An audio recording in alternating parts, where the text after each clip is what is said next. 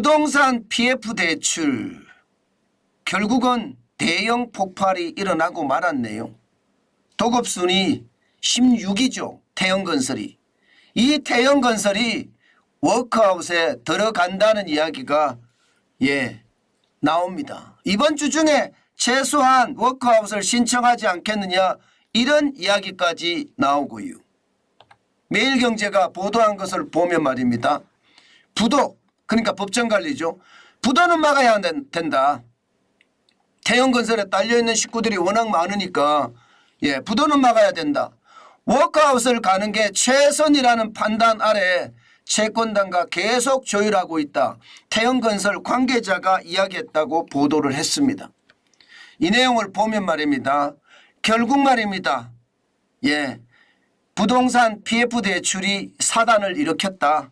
저는 그렇게 생각합니다. 도급순위 16위 건설회사가 이렇게 무너진다는 것은요. 앞으로 건설업계의 충격이 엄청나게 클 수도 있다. 이 말을 저는 상기시켜준다고 생각을 합니다. 그만큼 말입니다.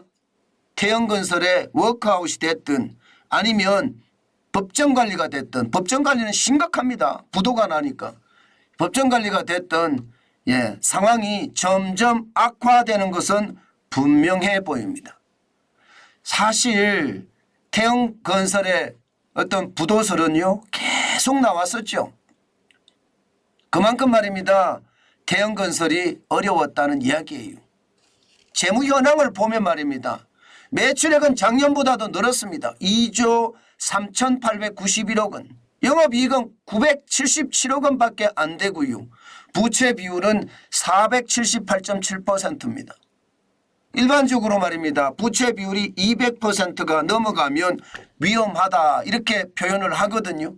그런데 478.7%까지 갔으니까 이거 위험하다는 거 이야기하는 건 당연하고요. 그 사이에 태형건설이 무너질지도 모른다. 부도가 날지도 모른다.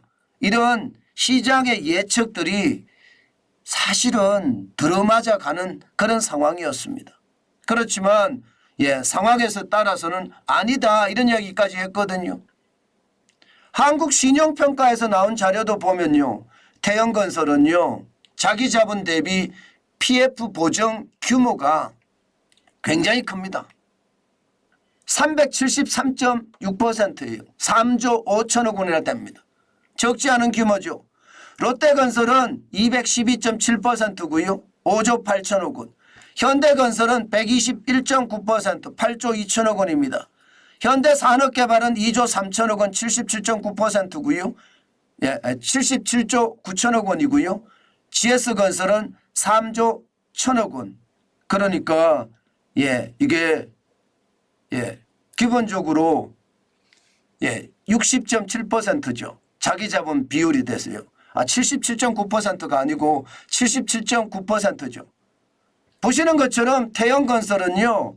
한국신용평가에서 봤을 때도 태형건설에 대한 위험도 계속 이야기했습니다. 부채 비율도 478.7%인데 그중에 PF 보정 규모가 373.6%니 이게 위험하지 않다 이렇게 이야기하기는 쉽지 않죠. 그런데도 말입니다. 태형건설은 위험하지 않다. 전체 PF 보정 대출이 4조 5천억 가량 되는데 국가 보정 SOC PF 1조 정도 되니까 이거는 문제 없고 분양이 70% 끝난 PF가 1조 되니까 이것도 문제 없다. 나머지 2조 5천억 원이 문제이긴 한데 이것도 웬만하게 수습돼 간다. 이렇게까지 이야기를 했거든요. 그런데 시장에서는 의심을 했죠. 이렇게 되기가 쉽지 않다. 2조 5천억 원이라는 숫자가 적지 않은 규모고 이 규모가 결국은 큰 사단을 일으킬 수도 있다. 이렇게 이야기를 해왔습니다. 사실 금액도 4조 5천억 원이잖아요. 지금 한국신용평가가 본 것은 PF 금액이 3조 5천억 원이었습니다. 그 외에도 더 많았다는 이야기고요. 그러니까 이 문제가 결국은요. 터질 대로 터졌다. 이렇게 보시면 틀리지 않을 것 같습니다. 문제는 언제 신청할 거냐의 문제잖아요. 아마도 말입니다. 지금대로 간다면요. 지금대로 간다면 뭐 워크아웃이 될 가능성이 굉장히 높습니다. 부도 처리하게 되면 법정 관리로 가게 되면요. 태영건설이 도급순위 16위, 그러니까 우리나라 건설사 중에 16번째로 큰 건설사예요. 그런 건설사가 망하면 거기에 딸려 있는 1차 업체, 2차 업체, 3차 업체까지 부도가 나고요. 그 부도가 나면 금융권에 주는 충격까지도 어마어마해질 겁니다. 16위 건설사이기 때문에요. 그래서 어떡하든 정부 입장에서도 내년 총선이 4월 10일입니다. 그런데 이게 그냥 법정 관리로 가고 부도가 나게 놔두지는 않을 거다. 이게 시장의 예측입니다. 실제로 말입니다. F4라고 하나요? F4? F4라고 이야기하는 최상목 경제부총리, 그리고 김주영 금융위원장, 이복형 금융감독원장, 이창용 한국은행 총재, 이들이 모여서 말입니다.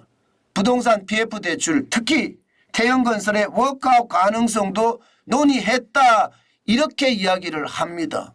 그러면 워크아웃으로 갈 가능성이 높다, 이렇게 봐야 됩니다.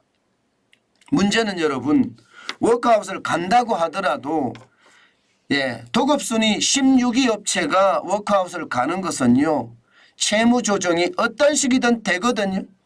채무 조정이 어떤 식이든 됩니다. 당장 말입니다. 법정 관리로 가는 것보다가 워크아웃으로 가는 게 훨씬 좋다고 이야기를 하지만 지금 기본적으로 돈을 투자한 은행들 75%가 동의를 하면 워크아웃으로 가거든요. 워크아웃으로 간다고 하더라도요, 아마도 어떤 식이든 채무 조정을 할 겁니다. 워크아웃이라는 자체가 기업 재무 구조 개선 작업이잖아요. 기업의 재무를 이게 개선하는 작업이기 때문에 결국은 채무 조정이 될 거고요. 거기에 대한 충격이 앞으로 얼마나 커질 것인가 우리가 두고 봐야 됩니다. 그만큼 충격적인 상황이 저는 올 수도 있다고 봅니다. 물론 시장에서는 이미 태영건설 주가가 고점 대비 35.6%가 떨어지면서 시장에서는 예견을 하고 있었습니다. 올해죠. 올해 2월 21일에 4,640원까지 가던 주가가 12월 26일 현재 2,990원까지 1,650원이 떨어져서 35.6%가 빠졌거든요.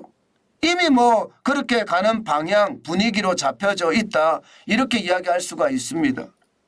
문제는 여기서 끝나야 되는데 과연 끝날 것인가 하는 문제예요. 저는 이게 끝나기가 쉽지 않다고 봅니다. 왜냐하면 건설업체 합산 PF 보전 규모를 보면 결코 적지가 않습니다. 2018년까지만 하더라도 14조 8천억 원이었는데요. 5년 사이에 91.2%가 늘어납니다. 13조 5천억 원이 늘어나서 28조 3천억 원입니다. 그러면 도급순위 16위 태영건설이 무너질 정도면 다른 건설사들은 괜찮을까요? 이게 쉽지 않다는 게 시장의 예측이에요. 안 그래도 말입니다.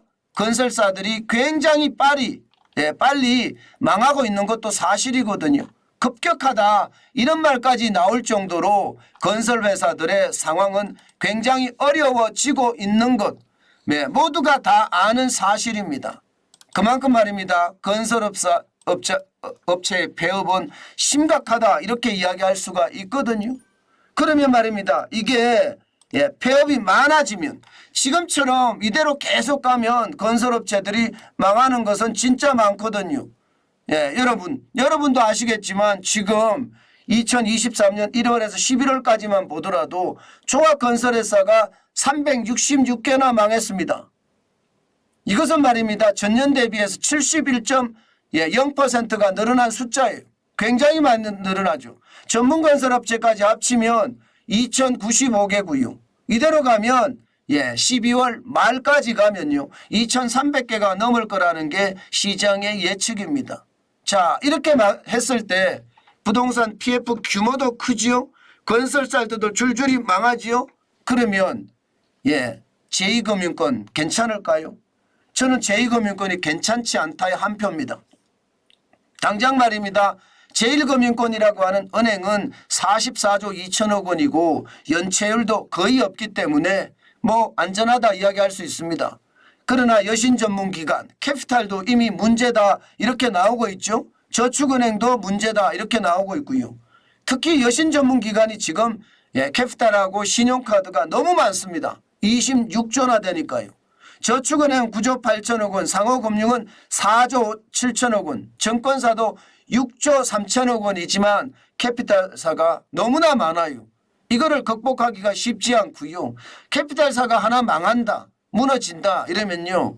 이게 건설업체의 어떤 줄폐업에 이어서 제2금융권의 줄도산? 줄도산까지도 계속 갈 수 있다는 것. 여러분 지표로도 보입니다. 그래서 겁이 나는 거예요. 언제 어느 때 이렇게 폭발할지도 모른다는 생각을 하니까 두렵다는 생각이 당연히 듭니다. 저는 여러분 시장에서 이야기하는 것처럼 총선 후에 굉장히 큰 위기가 올 거다 이런 얘기가 진짜 많잖아요. 실제로 말입니다. 총선 내년 4월 10일에 모든 일정을 맞춰두고요. 그 이후에 일어날 일은 진짜 아무도 모릅니다. 지금 이대로라면 생각했던 것보다가 충격이 될 수도 있겠다. 그런 것 당연히 생각할 수 있다고 봅니다. 때문에 여러분 우리는 항상 마음의 준비가 돼 있어야 됩니다. 언제 어느 때 어떤 일이 벌어질지 모르기 때문에요. 단순하게 시장을 접근하다가는요. 오히려 낭패를 당할 수도 있다는 것 여러분 반드시 말입니다. 염두에 두셔야 됩니다. 이것을 염두에 두시지 않고요. 그럴 일이 있겠어? 안일하게 생각했다가는요. 저는 어떤 일이 벌어질지도 모른다고 봅니다. 그만큼 상황이 악화되고 있다. 저는 그렇게 결론 내리겠습니다. 아마도 말입니다. 총선 가기 전에 어떤 식의 구조조정이든 저는 구조조정이 일어나지 않을까. 그렇게 최소한의 구조조정은 일어날 거다고 보고요. 그 최소한의 구조조정이 태형건설로 끝났으면 좋겠다지만 이게 끝나지 않고 다른 대형건설사로 번지면 더 상황은 참혹하게 될 가능성 높아진다. 이렇게 저는 결론을 내겠습니다.